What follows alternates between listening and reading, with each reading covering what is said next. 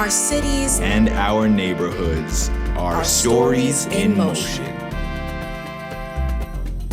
Shaped by bold ideas and the people who bring them to life. At BlackSpace, we empower urbanist entrepreneurs to imagine, create, and protect Black communities across the disciplines of space making. They are our neighbors, connecting creativity with community.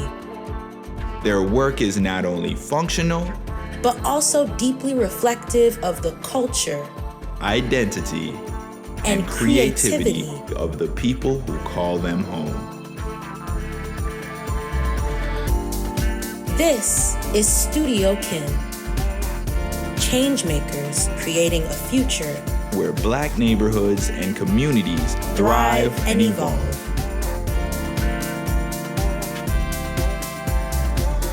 Join us in reimagining the spaces we call home. Learn more at BlackSpace.org.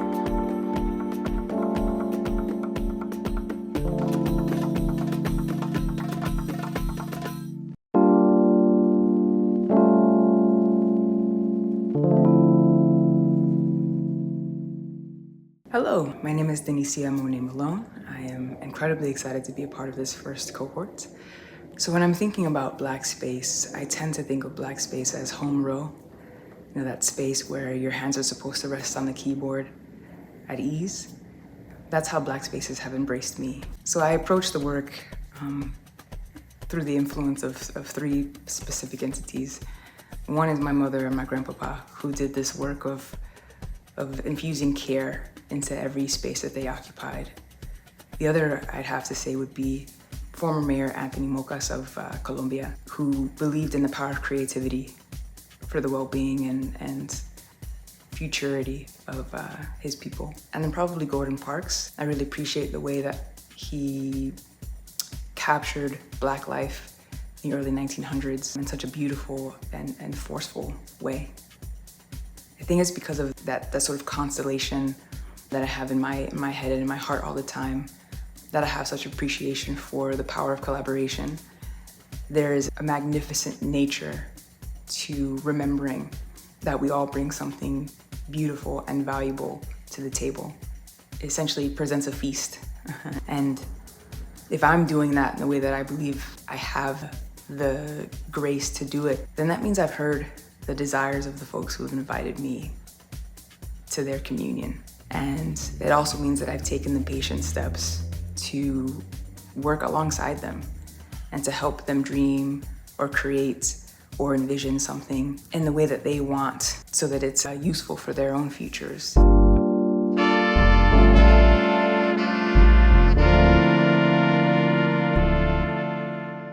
At In Good Company, we focus on creating work that reflects people's lived experiences with care, dignity, and complexity. There is someone who inspired me to do the work I'm doing now, but at the time I didn't realize I was on a path that would lead me to urbanism.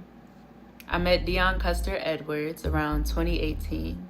She's the head of learning and public practice at the Wexner Center for the Arts. And at the time I was really curious about art spaces and how Black people show up in them.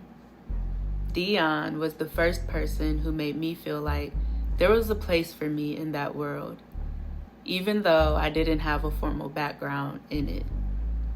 My career took a few turns after that, and eventually I found myself at an urbanist studio in Red Hook. My work today is urbanist inspired and sits at the intersection of cultural memory and community-centered design.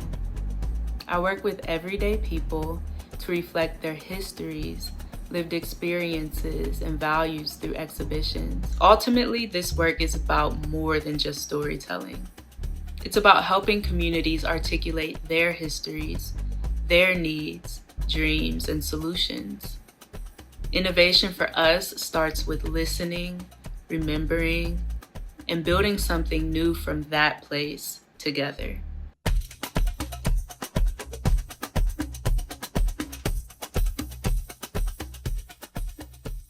Black space to me at this particular moment means communities, townships, cities that are mostly African American.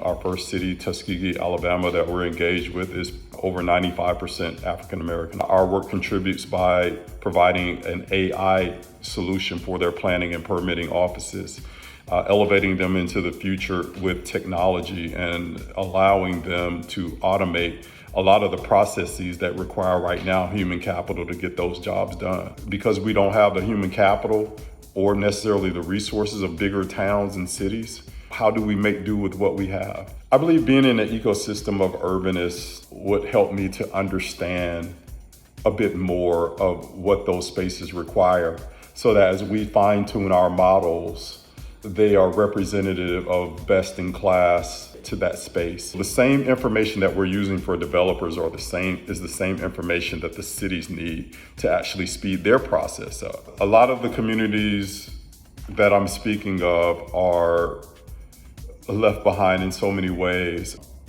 They haven't done new master plans in 20, 30 years. And with that being the case, it's very hard to attract new industry, keep brain drains from happening. And so what we want to do is kind of reverse that, make these communities a place that, we all want to live, grow, thrive, raise our families. Ultimately, I want to affect communities as a whole.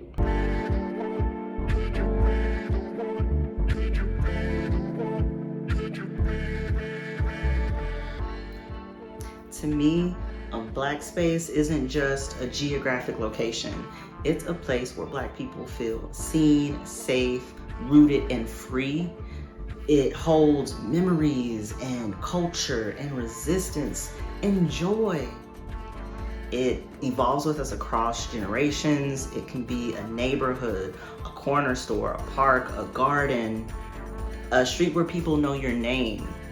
It is where we exist fully and belong completely.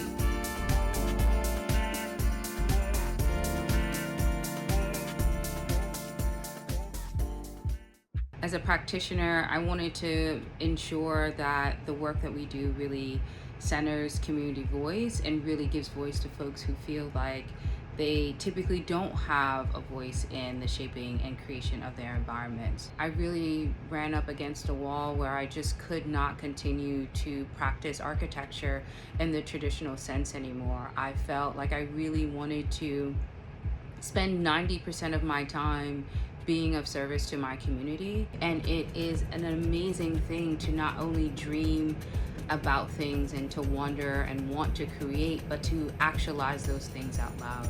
And so for us, that really shows up not only as Black folks, but sometimes it shows up as young folks, queer folks, the older generation, our elders. And so we really want to have impact on those folks who feel othered within the Black community, within the larger context of humanity. One thing I wish I knew when I started SCARD 4 years ago was that centering community and trying to practice a different way that really honors other people and that is collaborative is a viable business model. As an urbanist entrepreneur, I would say that the challenge our studio has really faced is finding designers who are willing to take this leap of faith, really finding those people who align with us, who value the same things that we value, and then finding folks who are willing to go on this journey with us. We would love to create a world, a system, tools, resources for the Black community to collectively dream out loud.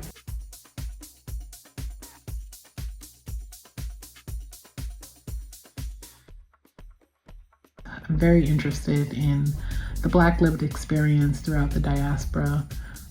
But the immigrant ethnic enclave is also of extreme interest to me. The idea of immigrants who come to a new space, they recreate their cultural, lived experiences through the physical site, through celebrations, and really just wanting to learn more about that ability for transnational diffusion of Black culture. as it overlays with physical space. For me, a Black space is both the physical, but also these moments of intangible cultural heritage. So it could be a major Black historical event. It could be the annual festival that occurs in this corner of the neighborhood. Wanting to preserve both the cultural spaces and the places that may be rooted in a particular time, and ensuring that those spaces and places are there for the community to continue to enjoy today and the future, or to be intentional about memorializing those spaces.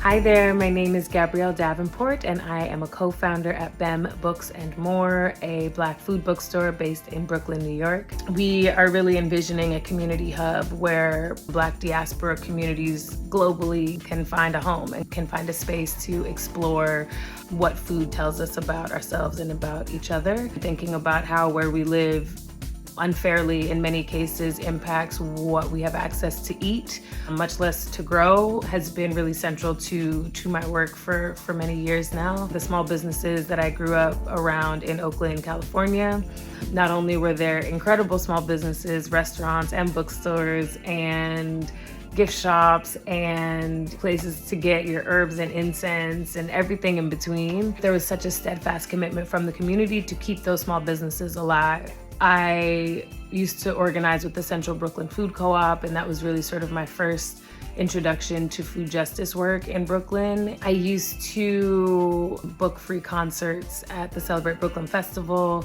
in Prospect Park to be able to create a space for people to come together and enjoy culture for free remains so energizing to me. That's such an exciting concept. It welcomes us as we are and invites us to be together, spend time together in ways that are comfortable and safe and generative. So these are some of the experiences that have sort of built toward what I understand to be my urbanist identity. And I'm so excited to dive into all of that and more through Studio Kin.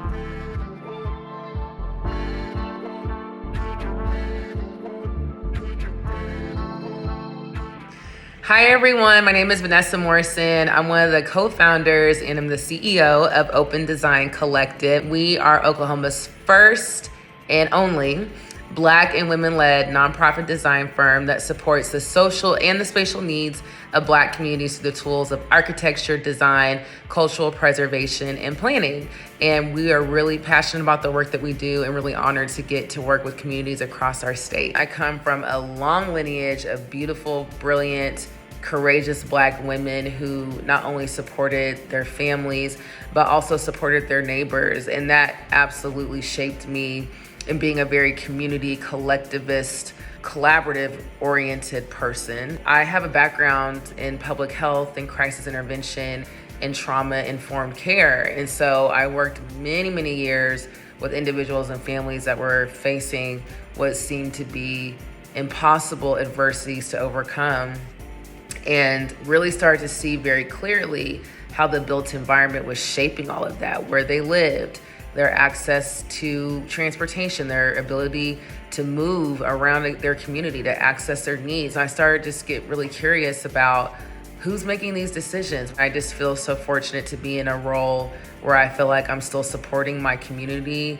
but also thinking about that through a lens of prevention versus reacting to crisis, which can be really challenging because it's not just about the physical aspects, it's also about how people can thrive, and we need to pay more attention to those connections. We are so excited to be in the inaugural cohort of Studio Kin because this is such a transformative year for open design. It's time for expansion, and we really want to be intentional about how we go about doing that. We're working with some amazing resident leaders, organizations, and partners to be a part of this revitalization and support of the Northeast OKC community. They're working very hard with limited resources to revitalize, rebuild, and to support their residents. We have some rhythm, we know what we're doing, but we want to refine our model, grow it, and to be able to be a part of this cohort and learn from other urbanist leaders across the country. This collective is such a gift, and we are so excited to be a part of this experience.